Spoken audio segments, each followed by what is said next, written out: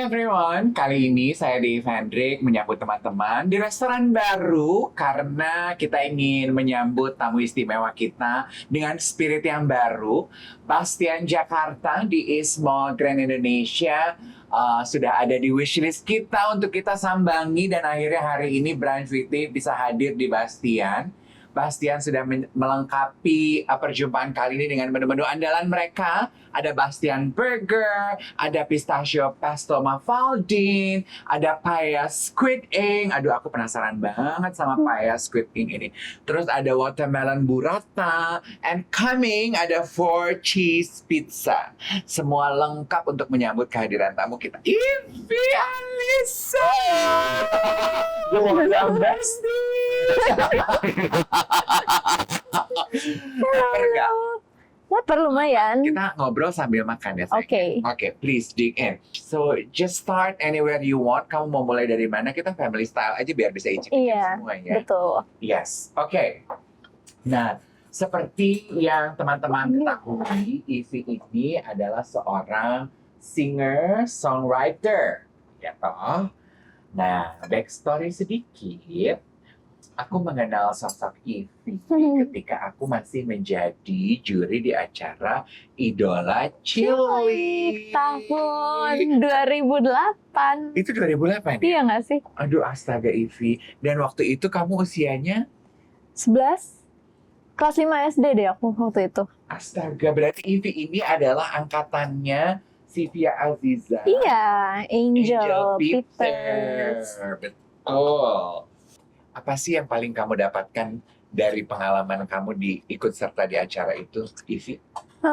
Menurut aku apa ya, melatih mental sih. Itu nomor satunya. Selain emang melatih musikalitas ya, tapi yang bikin aku kaget adalah ya kebayang nggak sih anak kelas 5 SD tiba-tiba dari anak SD biasa terus tiba-tiba jadi dikenal orang, terus kayak punya penggemar yang seusianya gitu. Itu rasanya aneh menurut aku dulu gitu. Tapi dari situ banyak belajar juga bahwa nggak boleh star syndrome, terus juga harus ya udah tetap menjadi diri kita sendiri, tapi ya kalau ada yang mengagumi atau menyukai itu juga jadi bonus aja gitu. Oke. Tapi kan sebetulnya kecintaan kamu pada musik itu udah mulai jauh sebelum Idola Cilik ya, Via? Iya, dari Kamu kan kayaknya seingat aku termasuk satu dari sedikit peserta yang punya latar belakang musik sebelum kompetisi itu dimulai ya? Iya, aku dari piano dulu bahkan. Iya. Soalnya di acara itu aku ingat kamu tuh sering banget nyanyi Main piano. Iya. Jadi dulu tuh ya main piano dulu, baru vokal karena aku pendiam. Jadi awalnya kayak lebih suka main piano, terus guru aku di sekolah bilang ke mamaku, kayaknya kelas vokal aja deh bu anaknya gitu. Terus ternyata suka, jadi aku lebih punya the way of expressing my feelings through music. Jadi akhirnya suka nyanyi dari situ. Oke. Berarti sebetulnya boleh kita bilang dengan atau tanpa Idola Cilik, music has always been a big part of your life. Iya, karena benar-benar membantu expressing my feelings gitu through music. Jadi ya itu bonus sih, ada Idola Cilik dan berlanjut terus sampai sekarang. Apakah penggemar kamu yang ikut kamu sekarang, fanbase kamu itu rata-rata mengikuti perjalanan kamu dari waktu kamu di Idola Cilik, Vi? Mostly iya. Mostly iya. Kita jadi kayak bertumbuh bareng lah gitu. Jadi dari dulu sama-sama SD, terus begitu aku masuk di Blink, mereka juga ikutin perjalanan aku di vokal group itu, terus sampai sekarang juga ada yang banyak yang udah mulai punya anak, mulai menikah gitu. Jadi rasanya tuh kayak gila, kita bertumbuh bareng ya dari SD sampai sekarang gitu. Astaga. Terharu banget. Jadi sekarang total sudah berapa banyak lagu yang kamu bikin? Yang dirilis atau enggak nih?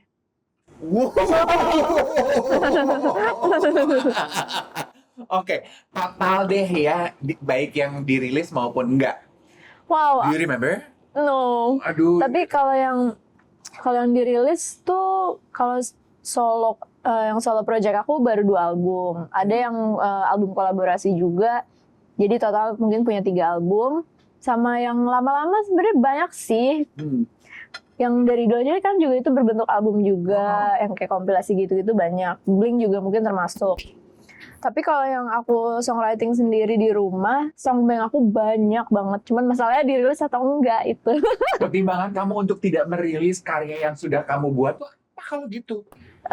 Gak sayang ya? Iya kadang gitu sih, anehnya itu. Jadi kayak misalkan, aduh lagu ini kayaknya bagus tapi ada yang kurang gitu. Nah itu tuh banyak faktor X kalau dalam songwriting tuh menurut aku gitu. Jadi misalkan lagi Amy bikin albumnya mau tentang temanya A, terus kayak lagu yang aku bikin temanya nggak sesuai, ya itu berarti aku pending dulu gitu. Iya. Kalau itu aku bisa memahami gitu ya, kalau ternyata lagunya tidak sesuai dengan tema yang arahan yang kamu bikin. Iya. Tapi di luar dari itu, apa sih biasanya faktor penentu lain yang akan membuat lagu tersebut gagal kamu rilis? Ada nggak? Ada. Mungkin kayak sesimpel kurang catchy misalkan gitu, atau kayak ini kayak terlalu rumit gitu-gitu. Terus sebenarnya ya termasuk salah satu pertimbangan juga sih untuk rilis lagu. Kamu tuh sebetulnya panggilan untuk pencipta lagu datang ketika kepepet. The power of kepepet. Jadi awalnya tuh aku nggak pede banget nulis lagu pas aku masih di Blink. Terus waktu itu kita lagi main sinetron kan, stripping gitu. Terus kita dibutuhkan lagu cepet banget, harus kayak jadi minggu depan gitu. Terus kayak nggak ada yang bisa bikin lagu, dan satu-satunya yang bisa main piano tuh aku doang kan. Jadi manajer aku udah bilang, Ivy kamu coba deh please, ini minggu depan harus tayang. Kayak oke, kita coba gitu. Terus itu bisa tapi walaupun aku nggak pede, tapi ternyata pas dirilis tuh terharu. Dan dari situ kayak oh gini ya rasanya punya lagu, rilis lagu, ternyata menyenangkan. Nah dari situ aku mulai pede tuh untuk nulis lagu. And that was how many years ago? 2013. 12 tahun yang lalu. Wow. Wow, see? Kalau udah dihitung baru berasa kan? Iya. Panjang dan sudah lama loh kamu menulis lagu. Betul. Lagu yang selama 12 tahun perjalanan ini menurut kamu ada di peringkat paling atas yang memori atau untayan pengalaman yang mendorong dilahirkannya karya itu apa? Apapun alasannya itu ya. Apa ya? Kayaknya Menata deh, album Menata. Iya sebenarnya. Jadi yang paling baru nih. Yang paling baru. Aku baru rilis album judulnya Menata. Nah, tapi kalau sebelumnya aku tuh nulis lagu nggak pernah based on my experience. Really? Iya, no. Aku selalu memisahkan antara kisah personal aku sama lagu yang aku buat. Padahal kayak banyak seniman yang justru memanfaatkan itu kan. Nah, aku tuh dulu kayak enggak, kisah personal kayak orang nggak perlu tahu. Jadi kayak I just make songs gitu. Nah, ternyata ketika aku mengalami sesuatu ya yang adalah ya broken heart dan segala macam, aku baru bisa merasakan kayak oke, aku kayaknya bisa expressing my feelings through music, through songs. Akhirnya aku nulis lirik, mulai banyak thoughts aku mungkin ya secara terpendam yang gak aku keluarin. Aku mulai nulis di notes, terus aku mulai bikin lagunya. Nah di situ aku baru berasa, oh gini ya rasanya nulis lagu bener-bener dari kisah personal tuh jadi apa ya, lebih attached jadinya. Karena kayak personal ini gitu bedanya. Oke. Berarti selama ini kamu menulis lagu itu inspirasi lagunya adalah cerita orang, cerita teman gitu. Cerita teman banyak, atau cerita yang emang aku lagi perhatiin aja. Kayak misalkan sekarang orang lagi banyak yang kayak gini nih, aku tulis gitu. Oke. Tapi di sini ya di Branch Witty, Vivi sendiri mengakui bahwa attachment-nya beda ketika lagu itu datang dari pengalaman pribadi. Betul. Akan lebih nyandu nggak ke depannya nanti dalam kamu menulis lagu? Tapi bahaya juga ya. Kalau harus menunggu momen-momen krusial gitu. Iya. Berarti pendapat kamu, well, some singer songwriter yang udah aku wawancara tuh bilang katanya, aduh makanya tuh ya karya-karya terbaik gue tuh hadir ketika gue justru lagi patah hati. Patah hati in terms of bisa dia sedih, bisa broken hearted, bisa banyak lah gitu. Iya. What do you say about that? Nggak bisa menolak karena iya. Karena ya itu sih, aku waktu itu discuss sama produserku Kang Ari Renaldi. Terus pas jadi tuh aku udah ngumpulin 6 lagu, tapi sisa 2 lagu lagi untuk album. Terus kayak kita nggak dapet waktu itu tuh, kenapa ya nggak dapet. Aku udah submit banyak banget lagu tapi nggak srek. Kami berdua nggak srek. Terus sampai akhirnya aku bener-bener baru putus. Terus aku nulis 2 lagu yang baru. Terus aku kayak, Kang Ari ini aku coba submit lagi. Terus kayak, Ivy, you know what, dua-duanya masuk album. Jadi itu kayak 2 lagu yang aku baru tulis setelah aku patah hati, dan dua-duanya kayak oke, langsung approve gitu. Yang tadi tuh kita kayaknya enggak ya Via. Yang ini langsung kayak oke gitu. Jadi kayak wah, ini mungkin karena sincere juga nulisnya atau gimana ya, aku nggak tahu juga sih. Tapi interesting. Bicara mengenai patah hati itu, karena aku nggak akan pernah lupa kok. Karena kita membahas ini sedikit waktu kita ketemu di acaranya Diptik. Aku bilang, Ya. kamu potong rambut, gitu. You look great. Aku komentar gitu, dan aku ingat komentar kamu, really Om Dave gitu. Karena aku nggak pengen, aku kayak nggak 100% sure gitu. To cut your hair. Aku bilang, kenapa? Lah kalau gitu kenapa potong rambut? Patah hati. Awalnya. Boleh cerita sedikit mengenai itu? Apa yang terjadi? Bukan apa yang terjadi. Kalau ya patah hati, apa yang terjadi? Kayaknya bego banget gitu gue nanya. Ya, things ended gitu ya. Cuman apa yang kamu pelajari dari hubungan tersebut? Apa ya? Aduh, aku lama banget sih soalnya. Oh iya, pacarannya berapa lama memang? Almost 7 years. Panjang. Iya, jadi kadang sampai udah lupa gitu. Cuman kayak ya udahlah, udah lama kan. Jadi kita baik-baik kok, putusnya baik-baik. Terus emang karena nggak bisa juga, jadinya ya udah aku mencoba kayak mencari apa ya yang selama 7 tahun ini attach sama satu orang, terus tiba-tiba lepas. Kayak aku jadi lebih pengen explore diri juga ya, salah satunya ya cut my hair, walaupun sebelumnya di-trigger sama mau buat MV kan, MV Menata itu. Terus kayak, kamu berani nggak potong rambut? Kayak what? Tapi setelah aku pikir-pikir, tapi mau aku pengen explore sesuatu yang baru sih, jadi kayak itu jadi challenging juga, dan ternyata aku suka kok hasilnya. Jadi sekarang potong lagi deh. Oke, bicara kalau mengenai hubungan sendiri secara lebih spesifik gitu ya, 7 tahun. Terus kan it ended. Terus sekarang, are you still single atau kamu sudah ada pengganti yang baru? Still single. Keputusan itu boleh nggak sih kita ceritain kepada penonton setianya Branch with Dave di kanal YouTube Baza? Tapi sebelumnya kita akan berikan kesempatan Devi untuk mencicipi beberapa hidangan yang sudah kita siapkan ya.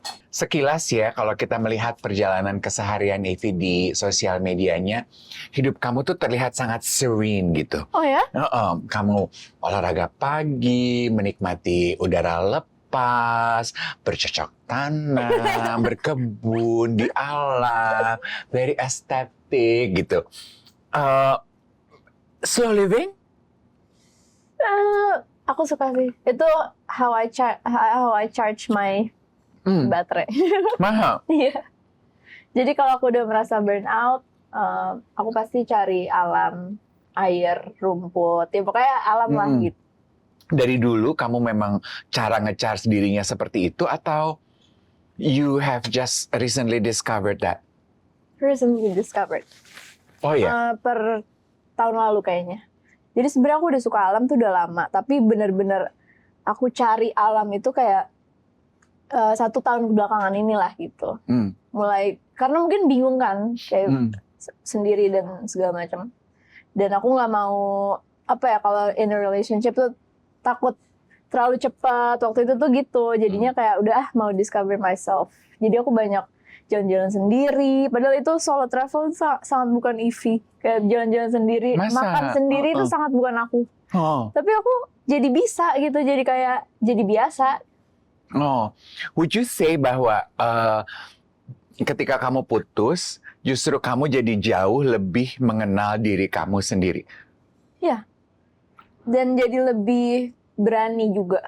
Yang sebelumnya pasti minta temenin orang kalau kemana-mana gitu. Sekarang tuh jadi kayak nggak perlu sih, kayaknya bisa sendiri gitu. Jadi ya udah lebih mandiri rasanya, terus juga lebih jadi baru tahu gitu kalau aku suka alam.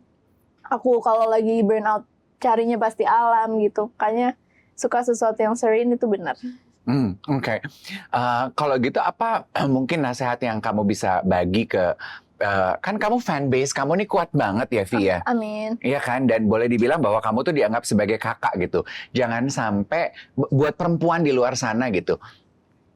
Sebelum lo get into a relationship and lost yourself, you Iya. need to be able to know yourself. Ya kan, dari pengalaman kamu ternyata 7 tahun kamu berpacaran, ternyata banyak dari diri kamu yang kamu nggak kenal gitu. Iya, benar-benar. Jadi ya take your time sih, karena sejak aku, terutama pas aku membagikan kisah aku di social media tentang relationship aku udahan segala macam tuh banyak orang yang jadinya curhat gitu loh di DM. Masa? Terus kayak mungkin komen aku jadi rame banget juga tentang aku juga baru fase life after breakup dan lain-lain gitu. Jadi kayak banyak yang sama kisahnya gitu. Jadi ya aku banyak ngobrol juga, aku bilang juga ya udah nggak apa-apa, sendiri dulu juga nggak apa-apa, nggak usah terburu-buru harus aduh siapa ya gitu kan.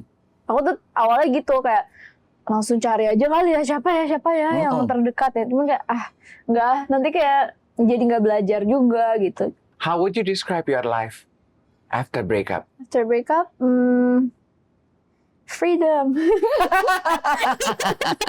Sesimpel itu.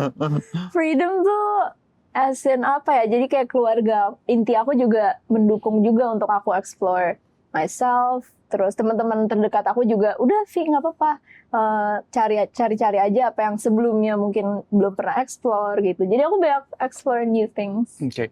Berarti dari cara kamu menggambarkan kehidupan itu, you are in no hurry to get back into a relationship again. Iya, enggak. Karena jujur mungkin capek juga ya udah umur segini, kayak kalau untuk mengulang lagi, tapi dari awal misalkan tahu ada sesuatu yang aku nggak bisa, itu tuh aku mending hati-hati di awal sekarang gitu. Kalau dulu kan, aku terakhir pacaran ya umur 21 tahun berarti kan. Nah, di umur 21 itu kayaknya aku belum terlalu memikirkan banyak hal yang kayak nanti kalau finding a partner itu gimana ke depannya, nggak berpikir sejauh itu gitu. Kalau sekarang tuh jadinya kayak lebih banyak apa ya, checklist yang harus dipenuhi masing-masing gitu. Jadi aku juga memperbaiki diri aku juga untuk bisa lebih baik juga lah gitu. Jadi bukan cuman cari partner yang lebih baik, tapi juga ya aku juga harus lebih baik juga. Oke, let's talk about those two things. Pertama mengenai checklist yang kamu cari dari pasangan, kedua baru memperbaiki diri. Checklist dulu deh, pengen tahu gitu, apa sih checklist pasangan hidup nih yang saat ini sudah dimiliki oleh Ivy Alisa? Jadi kita lagi cari jodoh deh bener. Lo nggak, kita mau belajar, you can. Checklist ini tapi kayak along the way perjalanan relationship aku juga baru ketemu gitu loh kalau ini kayaknya aku nggak bisa tolerate nih kayak ini ya gitu. Of course. Yang pasti komunikasinya nyambung itu sih, itu penting banget. Jadi nggak ada lack of communication, bisa saling mengerti, terus juga agamanya sama. Sekarang udah kayak oke, jangan lagi. Berarti pernah. Nah, itu yang kemarin. Itu main thing-nya. Kamu hebat loh, udah tahu nggak sama dari bab 1 tapi bertahan 7 tahun. Kenapa ya? Aku juga bingung nih gitu. Jadi sekarang kalau ada yang dekat-dekat beda lagi aku sorry, nggak mau ngulang lagi. Jadi itu ternyata aku nggak bisa, harus sama agamanya, sama value kayak keluarga gitu-gitu. Soalnya aku family person juga, terus bisa apa ya, saling mendukung satu sama lain. Oke. Itu juga ya ternyata mengenal value diri itu tuh ternyata penting. Takes time juga. Iya, ya. Jadi aku mewawancarai Zola the Matchmaker di podcast aku. Aku suka nonton lagi Zola the Matchmaker. Iya. Terus dia juga bilang gitu ya, kalau kamu masih single, mendingan jangan ribut nanya kenapa lo belum dapat pacar. Mendingan gue tanya sama lo udah tahu belum value hidup lo apa? Terus gue kedenger kalimat itu kan berasa, gila lo udah hampir 50 tahun masa sih gue nggak bisa jawab. Aku juga masih nggak bisa jawab sih. Iya sih. Dan ternyata tadi Ivy bilang it takes a lifetime untuk bisa mengetahui. So what are your values then? Family values. Family is important for you, so family is good. Important. Sama best friends juga. Oke. Pokoknya close friends yang benar-benar aku keep untuk tahu my personal life gitu. Itu juga penting banget. paling enggak kayak bisa get along juga sama teman-teman aku, walaupun kayak nggak harus dekat, cuman at least kayak ya udah nyaman gitu. Apalagi ya, harus sama agamanya itu penting juga. Sama how we see apa ya, agama, pandangannya itu ternyata juga susah. Maksudnya kita satu agama pun pasti punya pandangan yang cukup berbeda. Itu juga ternyata penting juga. Sama mungkin apa ya, mungkin karena udah umur segini jadi harus cari yang pekerjaannya betul juga. Yang udah jelas aja gitu. Ya, kalau kamu sendiri, how do you see religion? Kamu memang memandang agama kayak apa, Vi? Memandang agama, aku cukup dari keluarga yang konvensional. Ya. Jadi, aku lumayan religius sih orangnya. Yeah. Lumayan. I remember that about you and your family. Iya. Yeah, kan? My grandma. Iya. Gitu, jadi kayak, oke ini nggak mungkin sih beda lagi gitu. Jadi, at least harus sama dan pandangannya ya 11-12 atau mungkin lebih baik dari aku yang lebih baik lagi. Oke. Tadi kan juga Ivy membahas ya mengenai sebelum Ivy memutuskan untuk terlibat kembali dalam sebuah hubungan, ada proses perbaikan diri yang tadi Ivy bilang, Ivy lakukan. Menurut Ivy, perbaikan apa yang Ivy alami dari pengalaman tersebut? Perbaikan apa ya? Mungkin habit juga. Dari small things, dulu aku nggak pernah olahraga.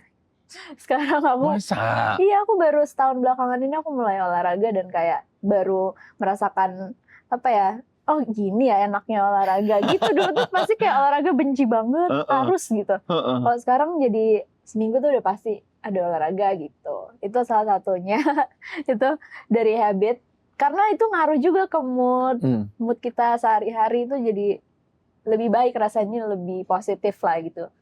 Terus apa lagi ya, sama membuka diri ke orang. Dulu kan aku memang introvert kan, cuman dulu tuh aku bener-bener kayak, aduh malas ngomong. Sekarang aku karena mungkin Ivy udah nggak ada teman, maksudnya udah nggak ada buffer ya. Ya kan punya pacar tuh kadang bisa jadi social buffer, right? Iya, kita berasa kayak nyaman gitu. Iya. Jadi kayak nggak mau ngobrol sama yang lain. Sekarang kayak kalau ke social event aku lebih bisa get along, bisa ngobrol yang sama orang yang bahkan aku nggak dekat sama sekali. Itu sekarang kayak udah bisa buka topik. Itu perbedaan yang sangat signifikan sih sebenarnya.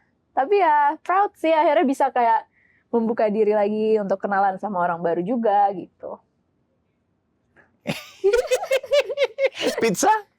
Kita cobain. Oke, aku masih enak banget nih. Oh, aku ambilin aja ya. Ini 4 cheese pizza kalau nggak salah tadi ya. It's one of their specialties also. Oke. Nah, sekarang mengenai proses bermusik. Pengen tahu ini dulu deh sebelum ke proses bermusik. Filosofi hidup kamu apa sih? Ih, kok Al? Apa ya? Soalnya nanya pertanyaan itu ke orang introvert tuh paling kena. Bener nggak? Bener. Apa ya? Aku lagi kayak baru menyadari bahwa setiap orang pasti punya different path, different timeline gitu.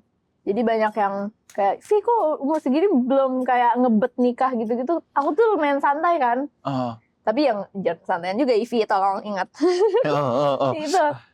Jadi karena aku menyadari itu, setiap orang pasti punya different timeline, different path, different calling juga gitu tentang passion kehidupannya gitu. Jadi in terms of karir juga aku juga nggak terlalu sering membandingkan aku dengan orang lain gitu. Sama kehidupan orang sih itu stage, misalkan sahabat-sahabat terdekat aku nih udah pada nikah semua sekarang. Kemarin baru aja tuh yang terakhir nikah juga. Terus kayak orang-orang kayak, Vi tinggal lo ya? Kayak, kalau dipikir-pikir sih iya sih. Tapi kayak aku nggak jadi in a rush karena itu gitu. Karena teman-teman aku udah nikah, aku jadi harus, oke cepat harus menikah juga enggak sih gitu. Jadi lebih santai sekarang. Oke, setiap orang punya timeline kehidupan yang berbeda-beda. Kayaknya itu juga adalah sebuah pemahaman atau kesadaran dari anak-anak generasi kamu yang nggak gampang banget gitu ya. Karena pressure society masih sama ya. Ketika teman-teman kamu sudah menikah, ketika sudah sampai di umur tertentu, terutama ketika semua sekeliling kamu udah kawin, pasti kan gini, ayo dong kamu juga gitu ya. Dan itu ternyata masih membebani ya. lumayan, Would tapi you? sekarang aku udah Udah bisa fase begitu. itu, bisa. Oke. Tapi dari orang tua kamu sendiri? Santai. Oh, bahagia banget Iya, kamu. alhamdulillahnya bersyukurnya itu. Aku malah takut loh kalau mama pressure kayak, ayo loh, udah umur segini misalnya gitu. Kayak, tapi takut salah pilih orang kan. Mendingan kayak ntar, tapi maksudnya aku make sure semuanya udah settle baru kayak oke, I'm ready gitu. Kalau bicara mengenai target, menurut kamu, kamu kebayangnya, kamu akan kebayang atau Kebayang kepengennya ya? gitu? Kebayang. Pengen kawin di usia berapa tuh? Aduh, pizzanya good. Oke, ntar I'll try. Ada honey, ada cheese. Asin, manis. Kebayangnya pengen kawin di usia berapa, Vin? 30 ke atas. 30 ke atas. Aku nggak kebayang nikah di bawah 30. Itu dari dulu. Oh gitu? Iya. Dari dulu tuh aku selalu kayak 30 ke atas tuh udah umur yang cukup untuk aku eksplor diri. Terus juga kayak soalnya berkeluarga kan pasti beda lagi tuh. Iya. Punya rules-nya sendiri. Iya. Dan lain-lain. Dan aku merasa kayaknya 30 ke atas. Itu adalah umur yang ideal untuk aku menikah.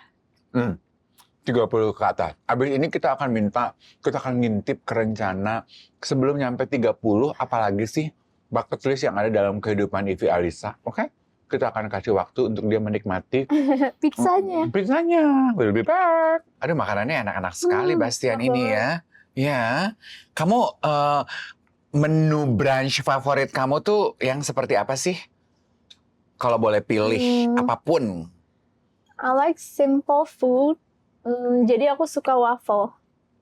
Oh, asin atau manis? Manis. Oh. Yang pakai ice cream, terus pakai maple sauce. Oh. Itu kayak simple tapi itu aku banget. Oh. Do you cook? No. Oh. Kayaknya aku harus Gitu. belajar ya dikit-dikit ya. No. Do you bake? Enggak. Bener-bener kurang menyentuh dapur, area dapur di rumah tuh kurang menyentuh. Ya udahlah, Nek. Lu bisa bikin lagu, lu bisa nyanyi ya. Kasihlah yang lain buat orang lain. Sekalian aku mau ingetin nih yang lagi menyaksikan Brunch with Dave kali ini. Kalau jangan lupa untuk download aplikasi Arka Rewards ya. Karena restoran hari ini, Bastian itu adalah bagian dari grupnya Arka. Jadi setiap kali makan di grupnya Arka, seperti di Franco, Kyoten, Gion Sushi, NOB, Winamki, dan banyak lagi. You can collect the points yang bisa Anda kumpulkan di aplikasi Arka Rewards ya. NOB juga makanannya enak. Iya. Soalnya dekat rumah aku suka makan di situ. Iya, NOB yang di Kemang kamu udah pernah nyobain belum? Belum. Itu juga pemandangannya seru. Oh, oke. Oke. Ngintip dong. Pengeluaran bulanan terbesar kamu? Food, fashion, or tanda tanya? Transportasi mungkin ya. Kalau lagi nggak ada supir kita harus taksi ya. Kayaknya itu deh, karena aku sering pergi. Introvert ini senang pergi, bukannya Iya. introvert rata-rata senang di rumah? Iya, tapi aku setengah-setengah. Kayak sering pergi juga, tapi recharge di rumah. Jadi harinya mungkin dalam satu hari penuh tuh aku harus ada perginya lah gitu. Kalau enggak kayak bosan juga sih di rumah. Cuman temennya mungkin my closest friends itu sebenarnya nggak terlalu banyak gitu. Jadi comfortable aja gitu. Yeah. You keep your close knit tight gitu ya. Kita kamu habis makan yang mana? Burrata. Burrata. Oh. Akhirnya menerima tantangan. Seger ya? Enak banget. Jadi soalnya GERD-nya lagi kambuh, jadi Iya, dia hati-hati banget parah, makanannya. iya, tapi enak. Enak. Tadi kita punya PR. Apa sih sebetulnya checklist atau mungkin cita-cita atau goal hidup yang Ivy sudah rencanakan untuk kamu raih sebelum kamu 30? Ada nggak? Wah. Apa ya? Sebenarnya sih bikin karya sebanyak-banyaknya. Tapi kan ini maksudnya ongoing ya. Itu tetap dikerjain sebanyak-banyaknya untuk berkarya lewat musik. Terus apa lagi ya? Pengen travel sebanyak-banyaknya juga.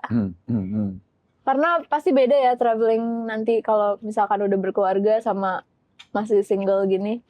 Jadi aku sekarang lagi sering travel a lot. Hmm. Dan ya itu menyenangkan, di kota atau negara yang aku tuju tuh, aku mulai berani untuk kayak naik transportasi sendiri, iya. Tadi aku tuh sangat bukan kayak gitu orangnya, Oh gitu. jadi ini lumayan shocking sih sebenarnya untuk aku bisa, gila bisa ke taman sendirian, dulu mana berani aku. Oh, jadi those posts yang aku lihat di sosial media kamu duduk di taman, kamu bawa CD, kamu posting. Iya itu aku Itu sendirian, banyak sendirinya juga. dulu berarti kamu kalau melakukan kegiatan-kegiatan itu either sama keluarga atau sama pacar. Iya, itu jarang sih sebenarnya. Bahkan aku ya pasti sama orang lain atau teman gitu. Nggak Oke. pernah sendirian. Oke. Disinilah kamu benar-benar berkenalan dengan Ivy, sang Iya. single independent single. girl dalam berpetualang menikmati hidup. Sukses buat kamu apa sih? Dulu atau sekarang beda sih. Kalau dulu kayak apa? Kalau sekarang kayak apa? Kalau dulu tuh sesimpel ngelihat orang sukses, pasti secara materi ya, kayak udah achieve apa aja, terus juga by 30 misalkan dia udah bisa beli rumah sendiri belum, udah punya mobil apa nih, pokoknya materialistis banget lah gitu. Kalau sekarang tuh aku lebih ngelihatnya di jalur masing-masing yang tadi aku bilang pasti punya different path dan timeline juga gitu. Karena tiap orang punya passion yang berbeda, pekerjaan yang berbeda gitu. Kalau aku di musik mungkin goal aku adalah dengan genre yang aku punya, aku bisa tetap sustain, tetap punya pendengar yang juga respect akan musik aku gitu. Jadi bukan lagi yang kayak dituntut orang untuk Ivy bikin lagu yang seperti ini, seperti itu. Tapi bagaimana aku tetap bisa otentik dan orang, apapun karya yang aku buat, orang akan tetap dengerin dan tetap apresiasi. Okay. Tadi di awal perjumpaan Brunch with Ivy, kita juga memberikan apresiasi terhadap fanbase-nya Ivy yang kita nilai sangat kuat. Iya kan? Kalian tuh sangat kayaknya akrab banget gitu, guyup banget. Gimana sih kamu menjaga kedekatan dan kelekatan itu, Vi? Sebenarnya bersyukurnya karena banyak yang udah ngikutin dari lama. Jadi ya beberapa banyak yang udah cukup familiar lah. Cuman banyak juga pendengar-pendengar baru yang kayak, Kak aku sama-sama lagi patah hati nih. Waktu itu datang ke showcase yang di Bandung. Terus kayak, boleh tanda tangan ini surat terakhir dari Pacar? Iya, dari pacar. Oh kayak aduh. Jadi kayak lebih ngerasa banyak yang relate sejak album Menata ini keluar gitu. Karena aku juga berusaha jujur banget sama karyanya dan lirik-liriknya kan. Jadi pas orang datang ke aku dengan cerita personalnya itu ngerasa kayak, oke, ternyata orang segitu attach-nya juga sama karya aku gitu. Jadi sangat bersyukur sih. Karena tebak-tebakan kita, apakah album Menata adalah simbol perjalanan Ivy life after breakup yang kembali menata kehidupannya lagi? Iya, kind of. Jadi album Menata sebenarnya ada 3 fase kan. Fase falling in love, jatuh cinta itu ketika masih berhubungan lah mungkin. Orang gimana sih kalau berbunga-bunga gitu. Terus fase kedua adalah fase broken heart, mulai gloomy, terus mulai this doesn't feel right gitu. Terus yang ketiga baru kayak pas benar-benar hubungannya udah selesai, kita mulai menata lagi dan track terakhir judulnya adalah Terima Kasih. Dan aku mau ngucapin ya thank you atas relationship selama ini. Oke, thank you. Next. Thank you next. Oke. Pesan yang ingin kamu sampaikan nih untuk fanbase kamu yang mungkin juga ada di fase itu, yang relate banget dengan apa yang message yang kamu sampaikan di album Menata ini.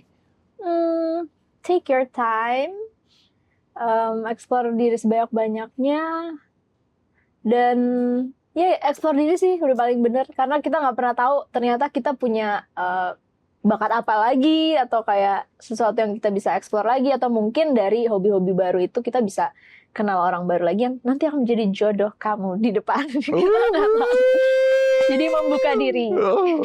Berarti itu ya, kalau boleh pilih judul dalam fase perjalanan hidup kamu, mungkin sedang eksplorasi. Iya, eksplorasi, betul. Ivy, thank you so much. Kamu akhirnya mau meluangkan waktu untuk Hapes Bazaar. Aku juga thank you so much. Jangan kapok kalau kita colek-colek lagi. Iya dong. Untuk membagi ceritanya lagi. Teman-teman course. sekalian, terima kasih banyak. Kalau Anda ingin juga mencicipi menu-menu yang kita nikmati bersama kali ini bersama dengan Ivi, kita tunggu kehadirannya di Bastian, Jakarta. Catat, ada di East Mall Grand Indonesia. Thank you so much for watching. See you next time. Bye everyone. Bye.